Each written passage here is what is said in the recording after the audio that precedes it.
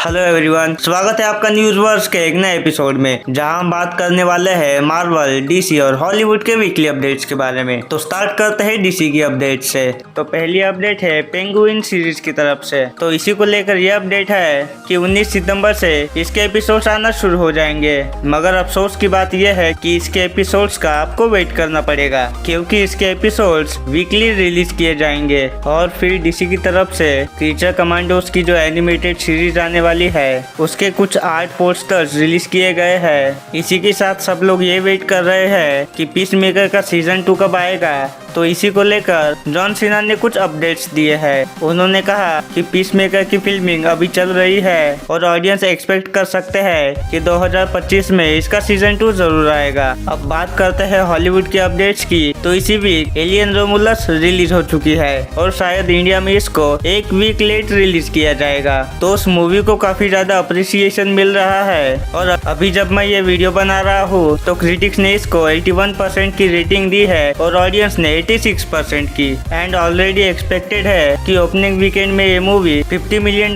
का कलेक्शन कर सकती है। देन आगे अगर जेम्स कैमरॉन पर बढ़े तो रिसेंटली वो अवतार के बारे में D23 एक्सपो में बात कर रहे थे। तो उसी से रिलेटेड बात करते हुए जब जेम्स कैमरॉन से ये पूछा गया कि टर्मिनेटर के यूनिवर्स का क्या चल रहा है, उसके बारे में कुछ अपडेट्स दीजिए, तो उन्होंने ये कंफर्म कर दिया कि वो टर्मिनेटर के एक प्रोजेक्ट पर काम कर रहे हैं, लेकिन अभी के लिए वो इस मूवी से रिलेटेड कोई भी डिटेल रिवील नहीं करेंगे। उन्होंने कहा कि ये चीज बहुत ही ज्यादा कॉन्फिडेंशियल है। अब आ जाते हैं मार्वल के अपडेट्स पर। तो पहले आ जाते हैं डेडपूल एंड वुल्वरीन पर, जहां पर इस मूवी ने सारे के सारे रिकॉर्ड्स तोड़ दिए हैं। मतलब ये मूवी हाईएस्ट ग्रोसिंग R-रेटेड मूवी बन चुकी है। इससे पहले ये रिकॉर्ड जोकर मूवी के पास था, मगर डेडपूल एंड वुल्वरीन ने रिसेंटली ये नंबर्स क्रॉस कर लिए हैं। फिर इसी वीक क्रेवन द हंटर का एक नया ट्रेलर रिलीज कर दिया गया है। ट्रेलर देखने में तो काफी इंटरेस्टिंग था और इस ट्रेलर में हमें राइनो का फुल लुक देखने को मिला। और ट्रेलर को देखकर ये भी समझ में आ रहा है कि डायरेक्टर ने इस मूवी के काफी पॉइंट्स को चेंज किया है।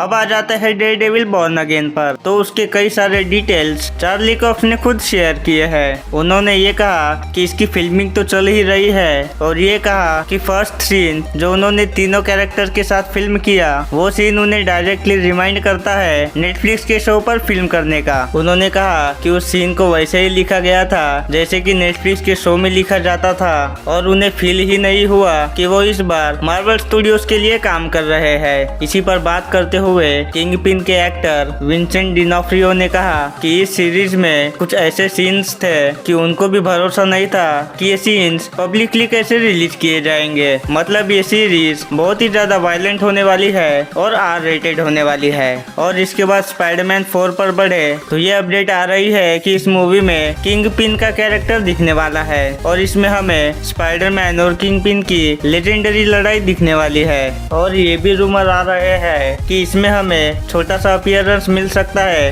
टोबी और एंड्रयू के स्पाइडरमैन का। तो चलिए देखते हैं कि स्पाइडरमैन 4 में ऐसा होता है या फिर नहीं। वैसे सीक्रेट वॉर्स मूवी से ऐसे रूमर्स तो है ही कि ये तीनों ही स्पाइडरमैन हमें उस मूवी में दिखने वाले हैं। और स्पाइडरमैन की बात हो ही रही है तो यह अपडेट भी आया है कि MCU और सोनी के बीच की जो डील है उसके मुताबिक एक बार सोनी वाले किसी कैरेक्टर को यूज कर लेंगे तो सेम उसी कैरेक्टर को MCU में यूज नहीं किया जा सकता, और स्पेशली फॉर विलन्स। और जैसे कि क्रेवन द हंटर पहले सोनी ने यूज कर लिया तो अब MCU वाले क्रेवन द हंटर को अपने मूवीज में नहीं दिखा सकते। तो हाँ, ये काफी इंटरेस्टिंग डिटेल निकल कर आई है। इसके बाद सीक्रेट वॉर्स और एवेंजर्स डूम्सडे इन मूवीज से कुछ रूमर्स निकल कर आए हैं। पहला रूमर तो यह है कि इन मूवीज में हमें स्कारलेट विच और डॉक्टर डूम का कोई कनेक्शन देखने को मिल सकता है और लोकी का जो कैरेक्टर है वो इन दोनों ही मूवीज में दिखने वाला है। और एक रूमर ये भी है कि चैनिंग टैटम का जो गैम्बिट था वो सीक्रेट वॉर्स मूवी में दिखने वाला है। और इसी के साथ घोस्ट राइडर का जो कैरेक्टर है वो भी हमें सीक्रेट वॉर्स मूवी में देखने को मिलेगा।